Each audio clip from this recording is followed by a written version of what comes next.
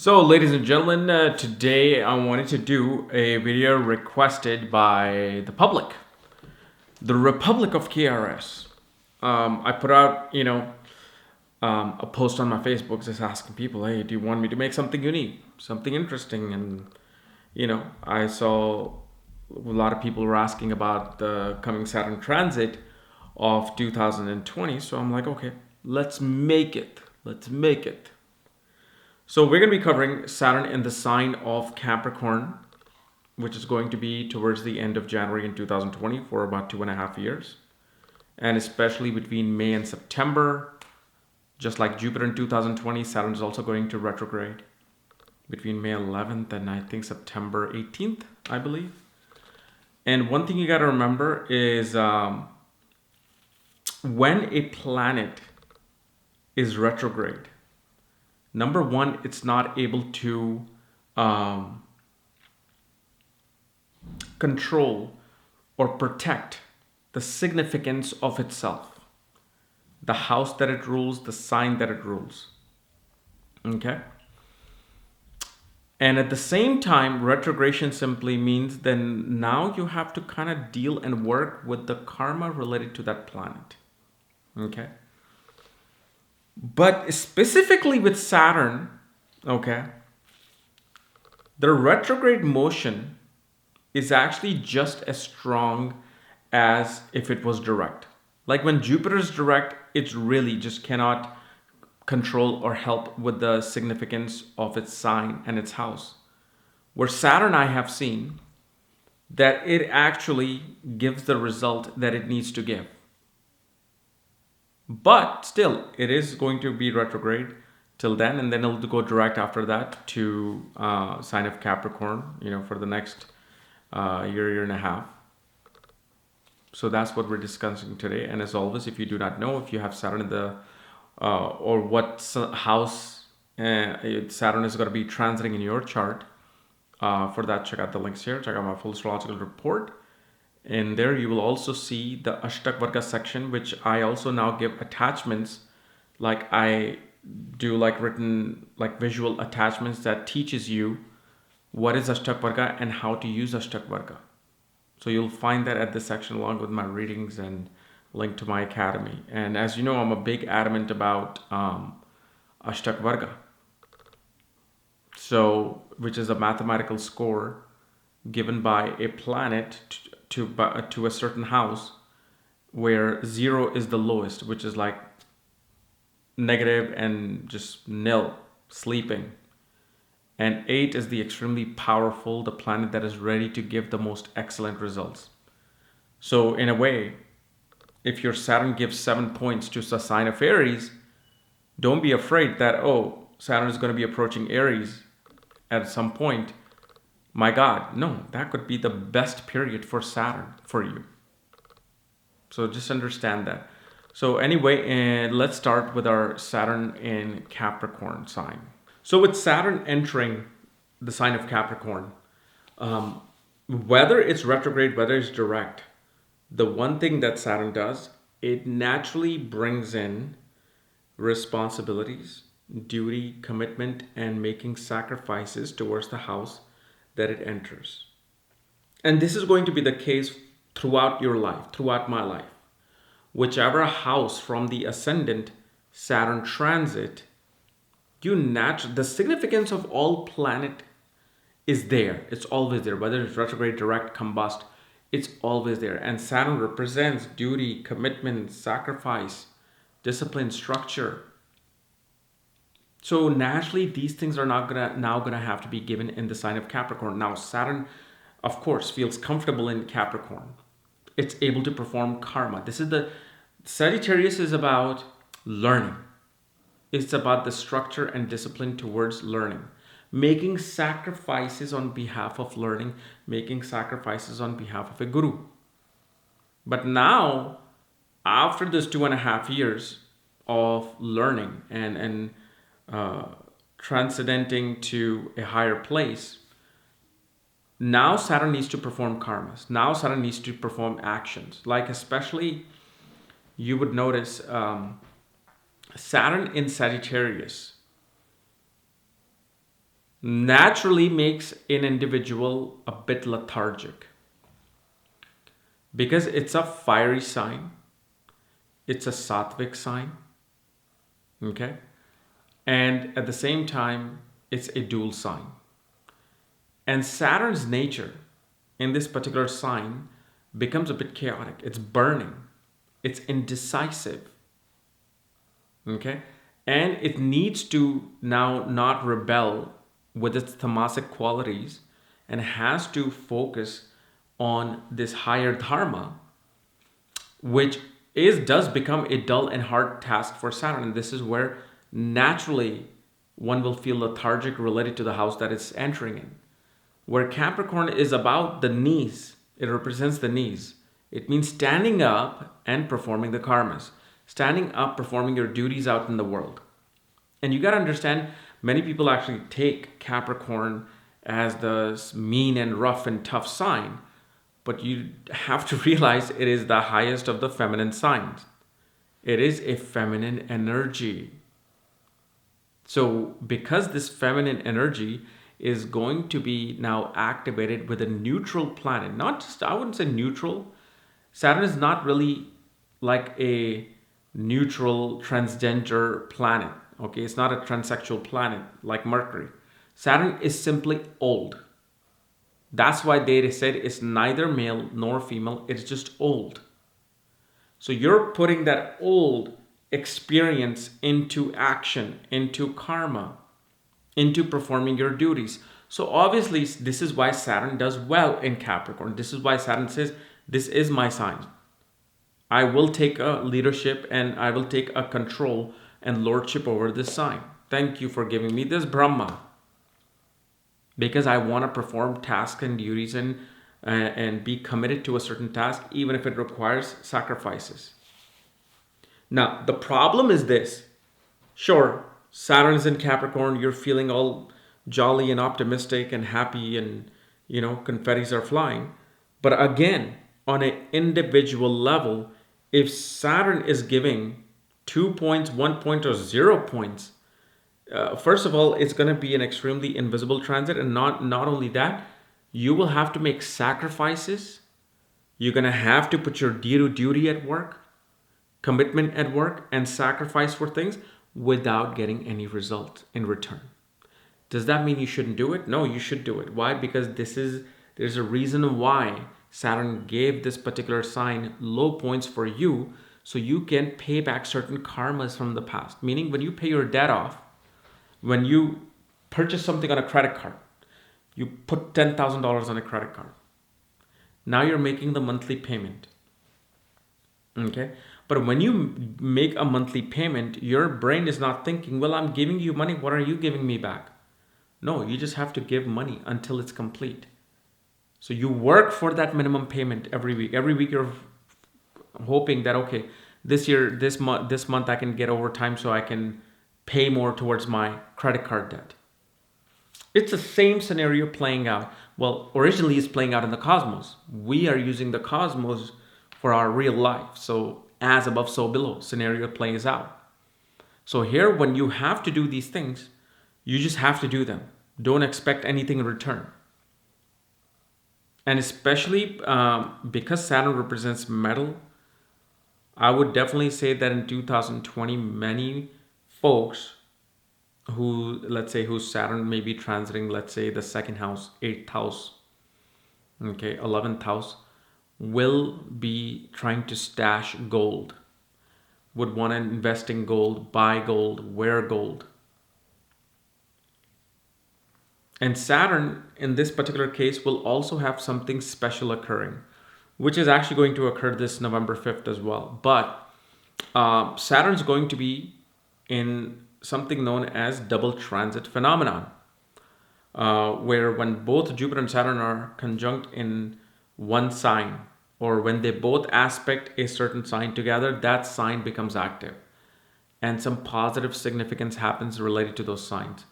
But the only thing is, and this is especially like people who have gotten my 2020 reading, I told them, your Jupiter transit in Capricorn, where it's debilitated, is actually going to be far better than what it's doing in Sagittarius. Like this one person had 8 points given by Jupiter to the sign of Capricorn, and it is their 12th house, while Sagittarius sign only receives 4. So it's an average transit. So don't think it's Sagittarius is supposed to be doing good. No. When it's debilitated, that's where it's going to give you all the foreign trips, success through foreign lands, foreign sources, spiritual, enlightenments can happen. But the thing is, both Jupiter and Saturn need to give good average to high points in their Ashtakvarga, which you will see in your report again. It's known as Ashtakvarga, where each planet gives a certain point. And so if they give decent point, then this phenomenon becomes active. If Saturn's giving 0 or 1 point and Jupiter's giving 4 points, well, you're really not going to see much with that particular transit. So like in Capricorn, when Jupiter's there between March and to, I believe, July, beginning of July, this is known as a double transit, which is also going to happen till January. The reason why I'm more emphasizing towards 2020, because this is about a 2020 Saturn entering into Capricorn. And so there, they will both impact the sign of Capricorn and Cancer. So that 1-7 axis becomes active because of both of their aspect and placement. Now, if it's a high points, you bet those significance related to that house will become active versus Cancer. Or versus having a low point, and Cancer itself will become active. So let's say, for example, you're a Libra ascendant. Cancer Jupiter would be transiting your 4th house for that particular time being, and they both will aspect the 10th house. Well, this will definitely activate your career and success in career. Now, if Dasha doesn't match, of course, in Vedic astrology, there's something known as Dasha and time cycle. If they're not signifying any career success, what simply happens is whatever you're doing at this time, whatever project you're doing, whatever work you're doing right now, that simply becomes more observant by other people. You get praises for those small things. Now, if let's say you are supposed to be getting your 110 axis activated or 10th house being activated somehow, and then they both look at the 10th house, well, then you can easily say, okay, well, I'm going to get a promotion this time. Now, let's also focus on Saturn's entering into, certain houses. So Saturn, when it's in Dharma houses, meaning the 1st, 5th, and 9th house, well, this most definitely shows that a person's karma during Capricorn will have to be exerted towards their own self-development. Whether it's a 5th house, 9th house, 1st house, doesn't matter. This is the triangle of your life. This is the first thing that makes you, because 9th house is your ancestors. And because your ancestors were there, you came in. And now that you came in, the children will come in. And because children is here, you will probably come later on in the future, because once you die, the children's children make a birth to you. So the triangle is you, your focus, who you are as an individual. It's your education, your learning, your dharma, your religion, your divinity. And this is where a person will have to find their commitment and sacrifice. But especially, this is not Sagittarius. This is Capricorn. Meaning, you're going to have to perform a duty. And when it's retrograde, you're going to have to perform a duty and not expect anything in return. It's that simple. Whether you have to perform a duty towards, working at some temple, some organization, working with your children to help them with their education, doing a lot of self-development upon yourself, you're going to have to do that. Now, will that be more of a negative or positive? Again, look at Ashtakvarga. Because in the ascendant, Saturn can slow you down. Saturn will bring this natural responsibility that can become too heavy for your shoulders. You can become rebellious with Saturn with your people at work. with Capricorn because it's the original 10th house. Now, if it's in Artha houses, which is the houses of work, what we do, like 2nd house, 6th house, and 10th house, that's the triangle of your earning. Well, in Artha houses, you're going to have to pretty much perform even more longer duties. You're going to have to work far more harder than you have worked before. However, again, if the score is great in your chart, Saturn will give you the bhog. Saturn will give you the great result. Saturn is just a mailman. So when it's coming in Capricorn, it's probably bringing a certain gift for you. Is that gift a raise? Is that gift a bonus? Is that gift a new title? Or is that gift like working hard and getting nothing? It is what it is. And one thing we do see with this particular Saturn is that it does causes certain separation or stress within the family unit. But the good thing is this Saturn will help you pay your debts off, defeat your enemies, but at the same time, one can deal with certain slow and prolonged health issues. Like, for example, your knee starts hurting because Saturn represents joints, and they just don't go away for 2 years, 3 years. And it kind of like slows you down. Or Saturn helps you recover from whatever pain you're dealing with. Whatever issue you're dealing with is going to help you recover from that if it gives us good score in Capricorn. In the Kama houses, the desired houses, which is 3, 7, and 11th house. 3rd house of siblings, communications, travel. 7th house of foreign travels, spouse, marriage, business, promotion, going to the higher seat, mass public. 11th house is naturally social reforms again. Big non-profit organizations like UN, large organizations in general, gains, liquid gains, the marketplace. So here Saturn will show that your duty, commitment, and sacrifice will be put into action towards making your desires come true. You're going to be working for your desires. This is no longer going to be this transit where a person's like, I really want to now work hard because I want to get to this position. This is the particular thing that, I have this desire, to build a tree house for my kids. I really have this desire because I wanted that as a child and I couldn't get it, but I want to do it. Well, now Saturn is going to put you into action in those things.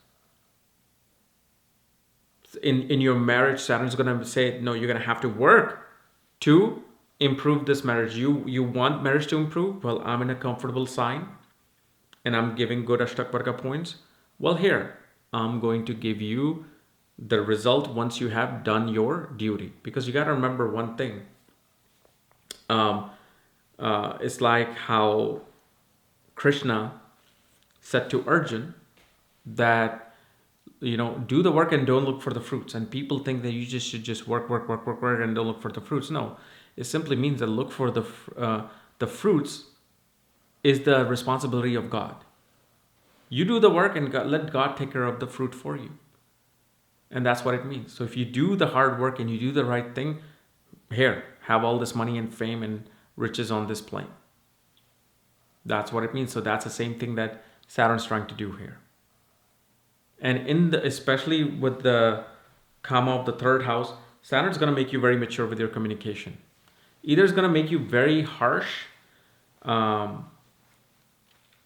very abrasive with your communication, or you're going to become very serious with your communication. So either you will just harshly reject people or have a very short fuse with wanting to get an answer and give an answer, or you will only speak when it's very important and when there is some validity to what you're saying.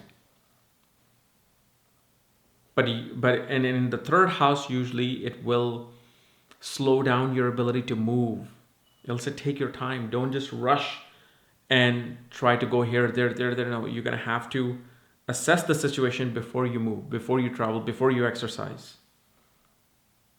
While in the 7th and 11th house, Saturn does very well, because in the 7th house it receives full direction strength. And in the 11th house is this original Mool Trikona sign of Aquarius. So naturally it does well, in 7th and 11th house if the score is good. Remember, if the score is good.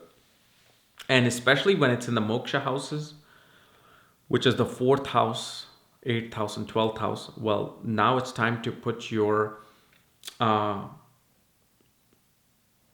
actions towards your true fulfillment, your final fulfillment. Such people, if they want to seek spiritual knowledge, spiritual happiness, want to be in a private space to understand God, well, it's not going to happen by sitting down. You're going to have to work. You're going to have to bring that feminine energy and make it active. Because feminine energy is really needed for the spiritual activation.